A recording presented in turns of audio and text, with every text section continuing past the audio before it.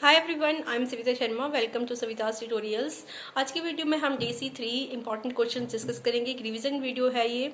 Already मैं DC3 के सभी क्वेश्चन इंपॉर्टेंट क्वेश्चन डिस्कस भी कर चुकी हूँ आपके साथ DC1, 2, 3 कंप्लीट तैयारी वाले वीडियो में। आई होप आपने वो वीडियो देखा होगा। अगर आपने वो वीडियो नहीं देखा है तो लिंक मैं डिस्क्रिप्शन बॉक्स और आई बटन में प्रोवाइड कर दूंगी, आप उस वीडियो को देखिए। उसमें क्वेश्चन विद आंसर्स मैंने प्रोवाइड किए हैं, सभी इंपॉर्टेंट क्वेश्चन को इंक्लूड करने की कोशिश की है उसमें। और इस वीडियो में भी हम शॉर्ट डिस्कस करेंगे जो इंपॉर्टेंट क्वेश्चंस हैं, जो क्वेश्चंस आपने बिल्कुल भी नहीं छोड़ने हैं, क्योंकि एग्जाम में डेफिनेटली टॉपिक्स आते हैं। बहुत मेहनत की है मैंने इन क्वेश्चंस को सर्च किए हैं, प्रीवियस क्वेश्चन पेपर सभी मैंने देखे हैं और कौन से क्वेश्चंस जो टॉपिक्स है जो रिपीट होते हैं वो क्वेश्चन चूज किए हैं। इस तरह की क्वेश्चंस की प्रिपरेशन करने से सबसे पहले फ़ायदा होता है कि जो आप अननेसेसरी क्वेश्चंस पढ़ने बैठेंगे, जो टॉपिक बिल्कुल पूछे नहीं जाते हैं, तो इससे कन्फ्यूज़न क्रिएट होती है। और आपकी बुक्स है इतनी मोटी मोटी बुक्स हैं, तो इसमें बहुत सारे क्वेश्चंस हैं, बहुत आपका टाइम लग जाता है और अननेसेसरी क्वेश्चंस पढ़ने से कोई फ़ायदा भी नहीं होता है। तो एग्जाम पॉइंट ऑफ व्यू से ये क्वेश्चंस इतने इंपॉर्टेंट है, बहुत ज़्यादा इंपॉर्टेंट है कि आपकी पूरी एग्जाम की तैयारी ये क्वेश्चंस कर देती हैं। तो ये सभी क्वेश्चंस मैं डिस्कस करूंगी, मोस्ट ऑफ क्वेश्चंस डिस्कस करने की कोशिश करूंगी, क्योंकि बहुत लंबा वीडियो बन जाता है और आप लोग फिर पूरा वीडियो देखते भी नहीं है। मैं आपसे बहुत बार रिक्वेस्ट कर चुकी हूँ कि प्लीज़ कंप्लीट वीडियोज़ देखिएगा, जिससे कि वीडियो भी अगर कंप्लीट आप देखते हो तभी वीडियो बूस्ट होता है, अदरवाइज वीडियो की रीच रुक जाती है। प्लीज़ तो इस वीडियो में रिक्वेस्ट करती हूँ कि प्लीज़ वीडियो को पूरा देखिए, ताकि आपका भी फायदा हो। सभी क्वेश्चन जो मैं इतना इंपॉर्टेंट क्वेश्चंस हैं और आपकी पूरी कंप्लीट तैयारी हो रही है इससे DC की, तो प्लीज़ पूरा देखिएगा। और सभी स्टूडेंट्स को इस तरह से वीडियो से पढ़ना चाहिए, जिससे कि आपकी अननेसेसरी जो चीज़ें हैं, टॉपिक्स है, उनको आप पढ़ने में अपना टाइम बिल्कुल भी वेस्ट ना करें। तो स्टार्ट करते हैं। देखिए कौन कौन से क्वेश्चंस हैं। सबसे पहले तो मैंने लिस्ट बनाई है, मैं शेयर करूंगी आपके साथ ये लिस्ट की जो जो मैंने क्वेश्चंस लिए हैं, जो काफ़ी इंपॉर्टेंट है। तो इसमें सबसे पहला जो क्वेश्चंस आपका पूछा जाता है वो आपकी शिक्षाविदों के बारे में पूछा जाता है। शिक्षाविद जो 3-4 शिक्षाविद हैं वो आप पढ़ के जाएं। शिक्षाविद कौन कौन से, एक तो फ्रॉबेल है, ठीक है, एक मारिया मोंटेसरी है, और इसके अलावा ताराबाई मोदक है, ठीक है, और आपकी टैगोर है, टैगोर, ठीक है। तो टैगोर के शिक्षण में, टैगोर का जो है बाल शिक्षण में योगदान, इस तरह से ताराबाई मोदक की भूमिका बाल शाला पूर्व शिक्षा में इनकी क्या भूमिका रही है या क्या योगदान रहा है, इस तरह से पूछा जा सकता है। या फिर सिंपल टिप्पणी कीजिए करके भी आ सकता है। या फिर इसमें जैसे मारिया मोंटेसरी है, इसका जो बाल सदन की संकल्पना है, तो क्वेश्चन में ही बाल सदन की संकल्पना को बताइए, इस तरह से भी पूछा जा सकता है। बाल सदन की संकल्पना से मतलब आप समझ जाना कि ये शिक्षाविद है कौन, मारिया मोंटेसरी। तो इस तरह से ये क्वेश्चन पूछे जाते हैं। तो 4 शिक्षाविद आपने डेफिनेटली पढ़ के जाना है।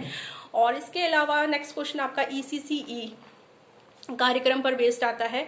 ECCE वाला कार्यक्रम प्रारंभिक बाल्यावस्था शिक्षण कार्यक्रम, ये इससे रिलेटेड क्वेश्चन पूछा जाता है कि ये सेवाएं चलाना क्यों आवश्यक है, इसमें जो अंतक्षेप की क्या महत्वपूर्ण है, ये किस तरह से है, इस तरह से मतलब डिफरेंट क्वेश्चंस होते हैं। ECCE वाला टॉपिक आपने 2-3 क्वेश्चन डेफिनेटली से पढ़ लेना है, ठीक है। नेक्स्ट मूव ऑन करेंगे क्वेश्चंस की तरफ। नेक्स्ट आपके क्वेश्चंस हैं आपके जो विशिष्ट बच्चे हैं, स्पेशल चाइल्ड है, ठीक है, उनसे रिलेटेड क्वेश्चन आता है। स्पेशल बच्चों से आप क्या समझते हो, विशिष्ट चाइल्ड से, विशिष्ट बच्चे से आप क्या समझते हो, इस तरह से। तो विशेष बच्चा और विशेष आवश्यकता वाले बच्चे, या फिर सामान्य क्षेत्र में कार्य कर पाने के निर्धारक क्षेत्र कौन कौन से हैं, ये वाला क्वेश्चन, ठीक है। तो इस क्वेश्चन की बात कर रही हूँ मैं। इसको डिफरेंट तरीके से क्वेश्चन को पूछा जाएगा, बट एक ही क्वेश्चन आएगा। ये मैंने 3-4 टाइप बताए हैं आपको, क्वेश्चन एक ही आएगा। तो ये क्वेश्चन आपने पढ़ के जाना है, विशेष आवश्यकता वाले बच्चे, ठीक है। इसके अलावा विशेष आवश्यकता वाले बच्चों के जो माता पिता है, उनके मनोभाव, उनकी प्रवृत्तियाँ किस मनोभाव से गुजरते हैं, ये सब आपने पढ़ना है, क्योंकि ऐसे टॉपिक्स हैं जो डेफिनेटली पूछे जाते हैं। इसके अलावा जो क्वेश्चन श्योरली पूछा जाता है वो है आपका दृष्टि दोष वाले बच्चे या फिर श्रवण दोष वाले बच्चे। तो श्रवण दोष वाले बच्चों में क्वेश्चन बनता है कि श्रवण दोष वाले बच्चों की हम भाषाई विकास में किस तरह से मदद कर सकते हैं, या फिर श्रवण दोष वाले बच्चों के लक्षण संकेत कौन कौन से जिन्हें हम पहचान सकते हैं। श्रवण दोष वाले बच्चों के लिए क्रियाएं बनाने के लिए अध्यापिका किस तरह से गतिविधियों का निर्माण कर सकती, कार्य, ठीक है, इस तरह से मतलब क्या क्या उनके लिए एक्टिविटीज कर सकती हैं, इस तरह से ये क्वेश्चन बनते हैं आपके। तो श्रवण दोष, दृष्टि दोष, ये वाला क्वेश्चन आपने डेफिनेटली पढ़ना है। नेक्स्ट मूव ऑन करते हैं। इंपॉर्टेंट क्वेश्चन जो आपका डेफिनेटली पूछा जाता है वो है आपका संचार वाला टॉपिक, ठीक है। संचार में एक आपने एक दो संदेश आपने डेफिनेटली पढ़ के रट्टा लगा के जाना है कि संचार मतलब समुदाय को संप्रेषित करना है और या फिर माता पिता को संप्रेषित करना है। वो शिक्षा से रिलेटेड भी हो सकता है, स्वास्थ्य से रिलेटेड भी हो सकता है। तो एक दो संचार आपने पढ़ लेना है, ठीक है। सॉरी हाँ, संचार, संदेश, संदेश सॉरी संदेश। और संचार के इस संदेश को संप्रेषित करने के लिए आप कौन सी संचार विधि का प्रयोग करेंगे। तो इस तरह से ये क्वेश्चन पूछा जाता है। एक तो आपने संदेश लर्न करना है और संदेश को संप्रेषित करने के लिए कौन सी संचार विधि का प्रयोग करेंगे। या फिर अलग से भी क्वेश्चन डेफिनेटली पूछा जाता है कि आपसे भूमिका विनय के बारे में बताइए, भूमिका विनय से क्या समझते हैं, व्याख्यान विधि से क्या समझते हैं। तो ये वाला क्वेश्चन, ठीक है।